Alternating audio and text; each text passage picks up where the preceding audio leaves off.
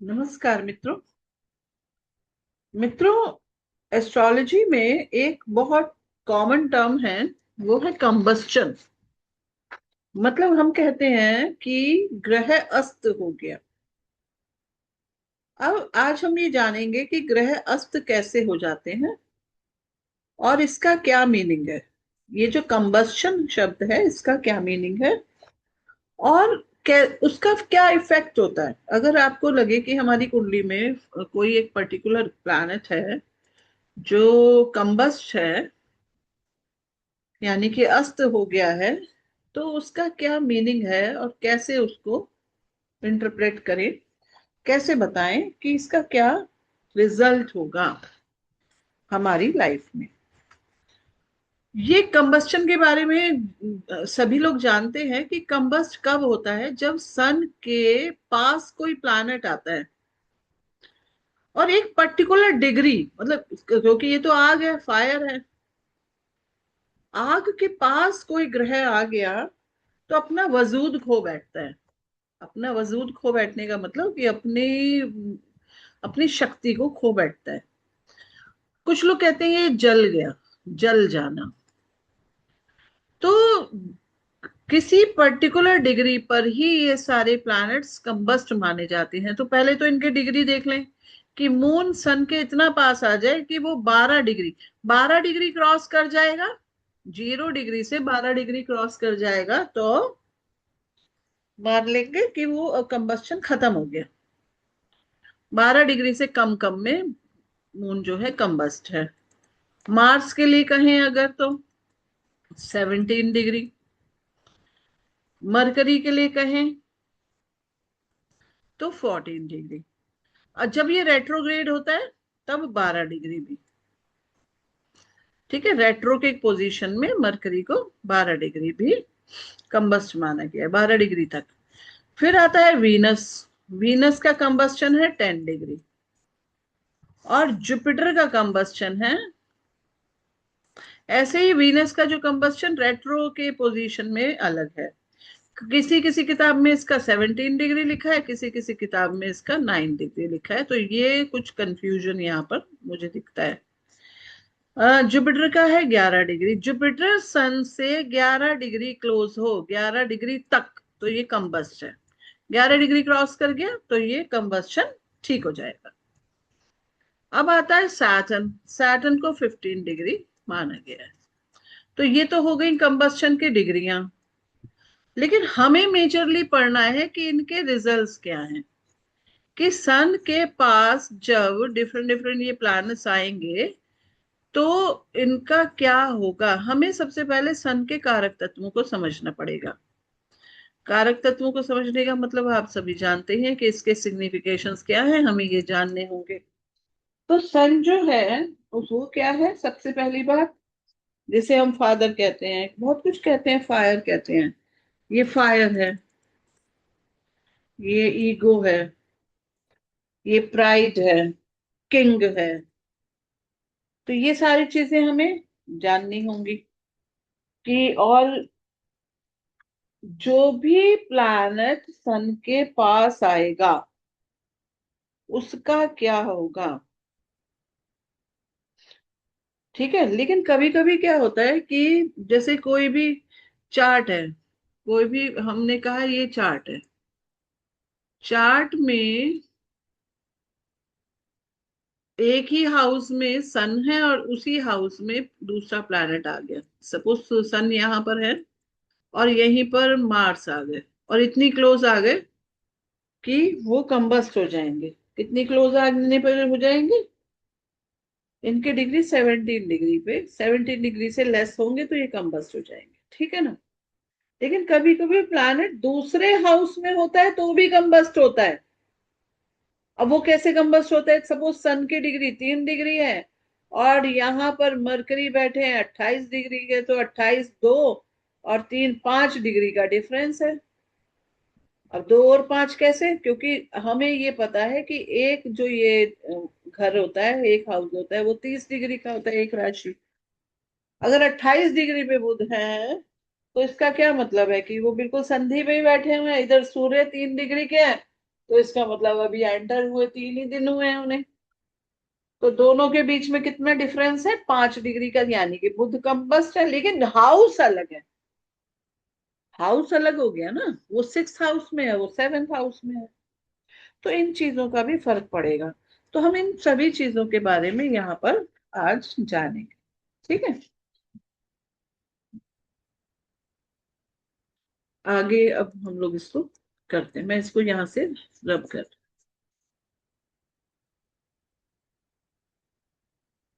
एक सेकेंड बस।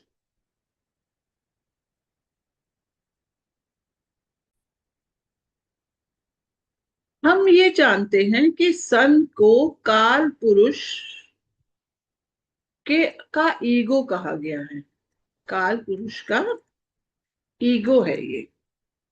और जब सन किसी प्लैनेट को कंबस्ट करता है, तो क्या इसका क्या रिजल्ट होता है कि वो अपने ईगो से उस प्लैनेट को दबा रहा है। ठीक है। तो अगर मून को कंबस्ट कर रहा है, तो इसका मतलब है he lives under the authority of others. मतलब किसी नेटिव के चार्ट में आप ये देखो कि सन और मून इतना क्लोज हैं, किसी भी चार्ट में सन और मून इतना क्लोज हैं कि वो कंबस्ट हो गया मून, तो इसका मीनिंग हो गया he lives under the authority of others. He कौन, नेटिव। यहां पर मेरे को लिखना चाहिए native lives under the authority of others. दूसरों की अथॉरिटी में रहता है।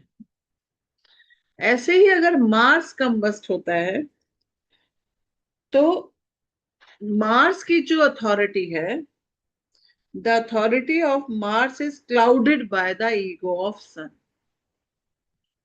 The authority of Mars is clouded by the sun. Sun इसको ओवर पावर करेगा। Such person will have super sense of authority and will lack politeness. ऐसे लोग जो होंगे, उनमें कोई पोलाइटनेस नहीं होगी, बल्कि ये बहुत हार्श होंगे बोलने चालने में। ठीक है, सेंस ऑफ अथॉरिटी बहुत ज्यादा हो जाएगा। ठीक है। तो सन और मार्स का बिल्कुल कॉम्बिनेशन हो जाने से बहुत थोड़ा क्रुएलिटी बढ़ जाएगी, क्रूरता का बढ़ जाना। ठीक है। The authority of Mars is clouded by the sun. और ऐसे लोग सुपर सेंस ऑफ अथॉरिटी रखेंगे। सुपर सेंस ऑफ अथॉरिटी, कि हमारे पूछे बिना कोई काम ना किया जाए। और ऐसे लोगों में लैक ऑफ पोलाइटनेस भी होगा। Lack of politeness. लेकिन ऐसे लोग बहुत रिनाउंड हो जाते हैं। कुछ ऐसा प्रोफेशन ऑप्ट करते हैं, जैसे फौजी बन गए। ठीक है। तो सन अगर मार्स को कंबस्ट कर रहा है, तो ये एक तरह से ठीक ठाक। लेकिन अगर मरकरी कंबस्ट होते हैं,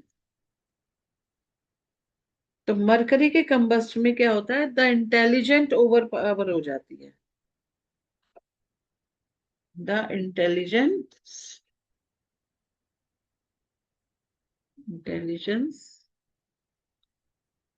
is over powered. This can make a person fickle minded.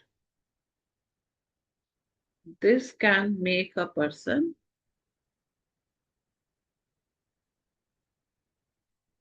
Fickle minded. Confuse रह सकता है, लेकिन फिकल माइंडेड जरूर होगा, पर सुपर इंटेलिजेंट होगा।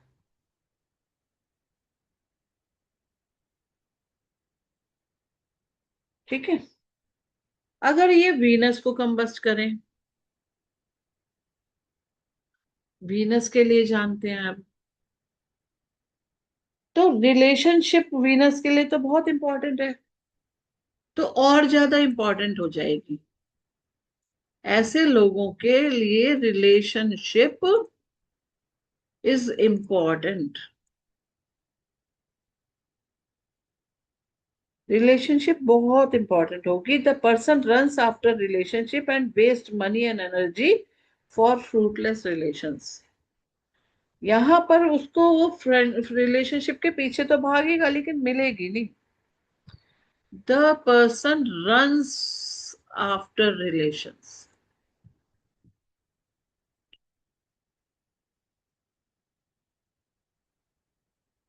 और पैसा वेस्ट करेगा रिलेशंस पर, अपनी एनर्जी भी वेस्ट करेगा। ठीक है। तो और उसके जो फ्रूटलेस रिलेशंस होंगे,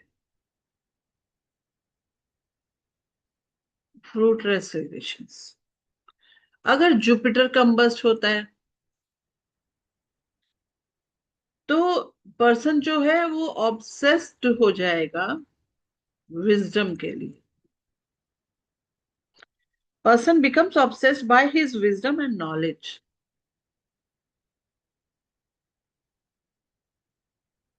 Person becomes obsessed by his wisdom and knowledge. He is not resourceful and this can cause failure in life. Resources की कमी रहेगी, not resourceful, which can cause failure in life. ठीक है। अब अगर सैटर्न कंबस्ट होता है तो बंदे में फॉल्स ईगो आ जाती है। वो सोचता है कि मैं बहुत महान काम कर रहा हूं, लेकिन नहीं कर रहा होता। उसको डिफीट का सामना करना पड़ सकता है। ठीक है। और उसको ये समझ में भी नहीं आता कि मेरा मेरा फेलियर हो रहा है। ही डज नॉट, मतलब वो सीखता नहीं है। ही डज नॉट लर्न और अंडरस्टैंड फ्रॉम हिज फेलियर। अपने फेलियर से इंसान नहीं सीखता, उसके अंदर फॉल्स ईगो आ जाती है।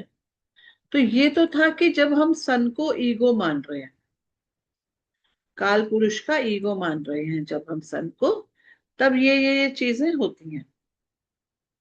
लेकिन अगर हम ये माने कि सन फायर है, अगर हम सन को फायर माने तो क्या होगा? तो देखिए, अगर मून कंबस्ट होता है तो क्योंकि मून को हम कहते हैं मदर है, मदर भी कहते हैं, फीमेल रिलेटिव्स भी कहते हैं।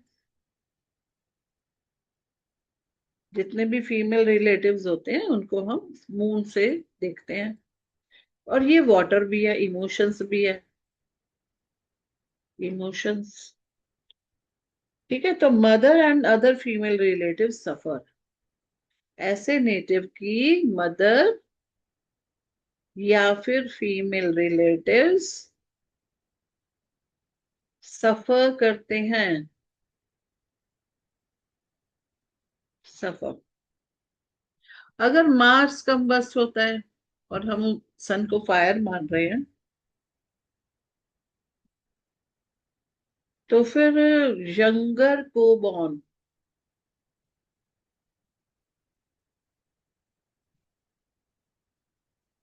तो नहीं होते, डिनायल, छोटे भाई बहन नहीं हो पाते। अगर मरकरी कंबस्ट होगा तो जो मैटरनल रिलेशंस होते हैं ना, नानके परिवार के, मामा के साइड के, नानी के साइड के मैटरनल रिलेशंस को फेस करना पड़ता है प्रॉब्लम्स। और उनका जो स्टेटस होता है वो भी अच्छा नहीं रहता। Do not have a good do not have a good status. ऐसे ही अगर जुपिटर कंबस्ट हो जाए तो बच्चे, क्योंकि जो जुपिटर होते हैं वो संतान का कारक है ना। ठीक है, बच्चे हो गए या फिर गुरु हो गए या हस्बैंड हो गए या घर के एल्डर्स हो गए, ये वाले रिलेशन सफर करते हैं अगर जुपिटर किसी नेटिव के चार्ट में कंबस्ट होता है। और अगर वीनस कंबस्ट होगा तो वाइफ सफर करेगी, मैरिज का सफर होगा, और आईसाइट में बहुत प्रॉब्लम आएगी, आईसाइट। ठीक है, तो वाइफ स्पाउस को प्रॉब्लम होती है, अगर फीमेल के चार्ट में है तो स्पाउस मतलब हस्बैंड को प्रॉब्लम आएगी, आईसाइट बहुत वीक हो जाएगी, और वाइफ या हस्बैंड की लाइफ भी शॉर्ट हो सकती है। और अगर सैटर्न कंबस्ट है तो बूढ़े लोग घर के, ओल्ड एज पीपल और सर्वेंट, तो ऐसे लोग सफर करते हैं। ठीक है, तो पहले तो हमने ये जाना कि ईगो से रिलेटेड क्या क्या प्रॉब्लम आती है। अब हमने जाना कि रिलेशंस में क्या प्रॉब्लम आती है। ठीक है, तो अब हम इसमें जानते हैं कि अगर हम सन को किंग माने,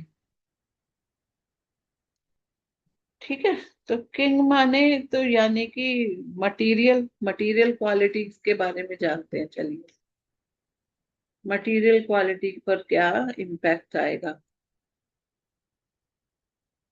तो अगर मून कंबस्ट है तो, क्योंकि मून तो हम जानते हैं ना कि ये इमोशंस है, इमोशंस, क्रिएटिविटी है, आर्ट है, इमोशंस, क्रिएटिविटी, आर्ट है ये। तो ऐसा अगर मून कंबस्ट हो गया तो ऐसा बंदा हाईली इमोशनल हो जाएगा, हाईली इमोशनल। और साथ साथ देखिए, इमोशंस में ही आर्ट निकलती है बाहर, क्रिएटिविटी आती है। तो वो अपनी इमोशंस को आर्ट या क्रिएटिविटी से शो करेगा। अब सेकंड आता है कि मार्स अगर कंबस्ट है तो मार्स क्या होता है, लॉजिक होता है, अथॉरिटी होता है, अथॉरिटी, एक्शन, एक्शन है ये, एक्शन। ठीक है, तो अगर सन के पास मार्स आ गया तो उसको ग्रेट अथॉरिटी मिलती है, बहुत अच्छी अथॉरिटी मिल जाती है, ग्रेट अथॉरिटी। ऐसे ही अगर मरकरी कंबस्ट होते हैं तो अब ये मरकरी क्या है, इंटेलिजेंट है, इंटेलिजेंस है। तो सन के और पास आ जाने से काफी इंटेलिजेंट हो जाएगा और लर्निंग करेगा। ठीक है, तो थोड़ा फिकल माइंडेड हो सकता है पीछे जैसे हमने पढ़ा, लेकिन सुपर इंटेलिजेंट होगा, सुपर इंटेलिजेंट। तो हम बार बार कहते हैं ना, आप लोगों ने ये सुना होगा, कहते हैं कि अरे मरकरी को तो अस्त होने का दोष नहीं लगता, तो दोष दोष लगेगा कैसे, वो तो और इंटेलिजेंट हो गया। मरकरी तो वैसे भी सहचर्य के अनुसार फल देता है। तो सूर्य जैसी प्रतिभा मरकरी में आ जाती है। अब बात आती है जुपिटर की। अगर जुपिटर कंबस्ट है तो स्पिरिचुअलिटी और विजडम है ना, ये स्पिरिचुअलिटी एंड विजडम है कौन, जुपिटर। तो अब सन भी स्पिरिचुअलिटी और विजडम है, सन भी स्पिरिचुअल है। तो सन और जुपिटर जब एक साथ हो जाते हैं, चाहे जुपिटर कंबस्ट हो जाए, तो बंदा बहुत ज्यादा स्पिरिचुअल हो जाएगा और वेरी वाइज। वीनस को अगर हम समझे ऐसे में, तो वीनस का क्या मतलब है, वर्ल्डली प्लेजर, वर्ल्डली प्लेजर। तो उसको क्या होता है कि लाइफ के सारी एमिनिटीज चाहिए, एमिनिटीज मिलती भी हैं, ठीक है। तो अगर, अब वीनस जो है वो प्रोवाइडर ऑफ लाइफ भी है। प्रोवाइडर ऑफ लाइफ का क्या मतलब हुआ कि जीवन वीनस के बिना तो आएगा नहीं। जब तक स्पर्म्स नहीं होंगे तब तक जीवन कैसे बनेगा, बच्चा ही नहीं बन पाएगा, है ना। तो ये वीनस जो है प्रोवाइडर ऑफ लाइफ है।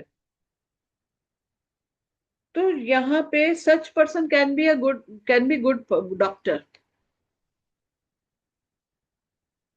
सूर्य के साथ वीनस के आ जाने से वो डॉक्टर बन सकता है, जीवन देने वाला। यानी कि गायनी हो सकती है ऐसी लेडी या जेंट्स जो भी मतलब डॉक्टर बने।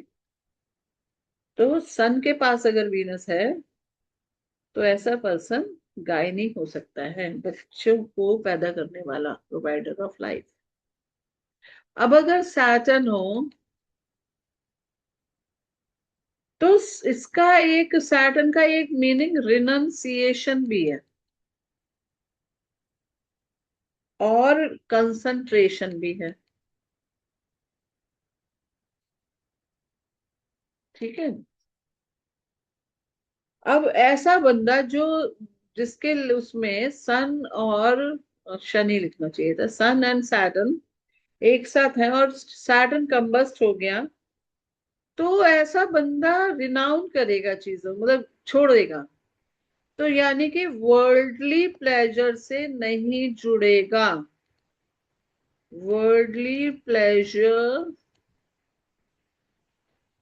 नहीं चाहिए उसे, उनसे अटैच्ड नहीं रहेगा और काफी कंटेंटेड रहेगा, यानी कि संतुष्ट रहेगा, ठीक है ना। काफी संतुष्ट, काफी अच्छे से संतुष्ट रहेगा, उसको चीजों की लालसा नहीं रहेगी, ठीक है। तो ये जो कंबस्शन होता है ना, ये D1 चार्ट में ही देखा जाता है, ऐसा नहीं है कि ये हर चार्ट में देख लिया। अब यहाँ पे एक और चीज आती है कि क्या, जैसे हम कहते हैं ना केंद्राधिपति दोष कैंसिल हो गया, या और भी कुछ ऐसे दोष होते हैं, नीच भंग राजयोग, वो कुछ ऐसे दोष होते हैं जो कैंसिल हो जाते हैं, तो क्या कंबस्शन भी कैंसिल हो जाता है ना। अगर सन खुद डेबिलिएट है, यानी कि सन खुद नीच का है, तब, जस्ट मोमेंट एक नया पेज ले लेती हूँ। अगर सन खुद नीच का है तो वो डेबिलिएट है, तो वो किसी भी प्लैनेट को कंबस्ट नहीं करेगा, ठीक है ना। तो यहाँ पर डेबिलिएटेड सन,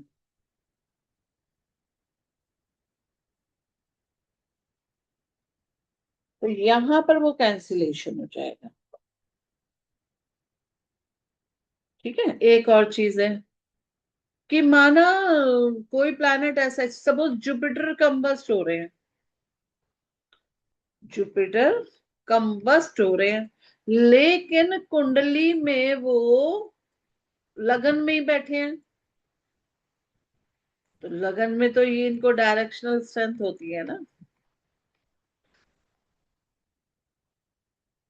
अगर किसी प्लैनेट को डायरेक्शनल स्ट्रेंथ चार्ट में मिली हुई है तो वो कंबस्ट होते हुए भी कंबस्ट नहीं है। ये क्या पढ़ रहे हैं हम? Cancellation of combustion. ठीक है, कैंसिलेशन ऑफ कंबस्शन। अगर किसी कोई प्लैनेट है सन के साथ है, सपोज शुक्र है, और ये अस्त हो गए, लेकिन जुपिटर ने देख लिया, एक स्ट्रॉन्ग प्लैनेट ने इन्हें देख लिया, तब ये कैंसिल हो जाए। क्या क्या पढ़ रहे हैं हम? दोबारा बता रही हूँ, हम पढ़ रहे हैं cancellation of combustion. Combustion cancel. तो अगर सन खुद डेबिलिएट है, जो कंबस्टेड प्लैनेट है वो दिग्बली है, ठीक है ना, या फिर कंबस्टेड प्लैनेट को किसने देख लिया? स्ट्रॉन्ग प्लैनेट ने देख लिया, तब कंबस्शन कैंसिल हो जाता है। अच्छा, बहुत सारे योग ऐसे बनते हैं जो सूर्य के पास आने से ही बनते हैं। जैसे सूर्य के पास अगर बुध आता है तो बुध आदित्य योग बनता है ना।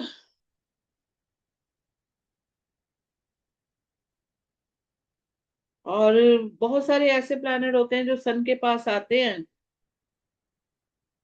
और वो जैसे अगर 10th लॉर्ड सन के पास आ जाए और कुछ और सन के पास आ जाए तो संन्यास योग भी बनाते हैं, संन्यास योग बना लेते हैं। ठीक है ना। तो जैसे माना सैटर्न ही आ जाए, सूर्य और शनि की युति हो जाए, तो संन्यास योग बन जाता है। तो ऐसी और भी चीजें हैं। एक और चीज देखने चाहिए कि अगर सन का डिस्पोजिटर सूर्य जिस राशि में है उसका राशिश ही कंबस्ट है, सूर्य ने अपने राशिश को ही कंबस्ट कर दिया तो सूर्य को नुकसान होता है। ये वाली बात समझनी चाहिए। ठीक है। तो आप लोग भी देखिए, आपके प्लैनेट, आपका चार्ट में कोई प्लैनेट ऐसा है जो कंबस्ट है, और अगर है तो आप यहां से उसके मीनिंग को जान सकते हैं। Thank you.